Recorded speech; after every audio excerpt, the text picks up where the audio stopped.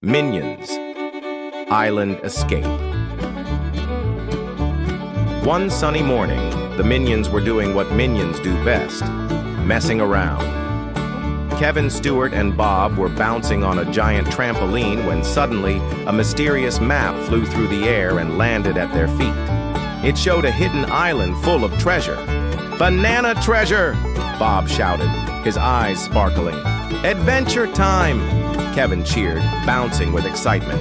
Stuart nodded, spinning his guitar in the air. "Let's go!" They quickly hopped into a tiny yellow boat, waving goodbye to their friends. The boat wobbled and bobbed over waves, but the Minions were fearless. Kevin grabbed the map. "We follow the X," he declared. Hours later, they spotted a tiny island in the distance.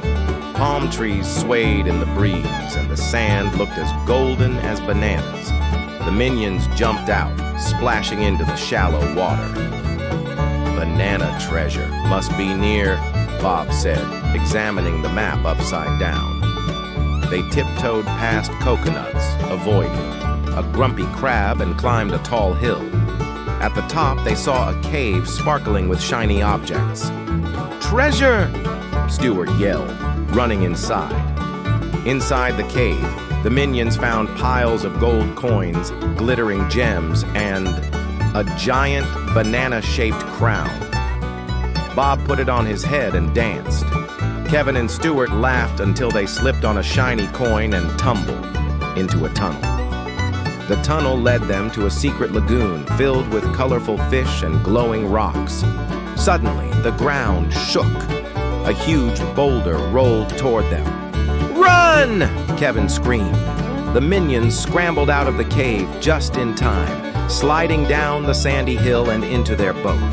They paddled frantically as the island's volcano started to rumble. "Oops, island not so stable," Stuart said nervously.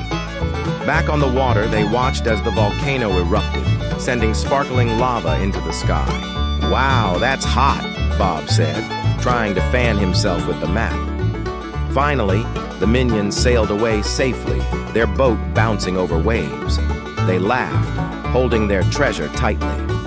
"Best adventure ever," Kevin said. When they returned home, the Minions shared their treasure with all their friends.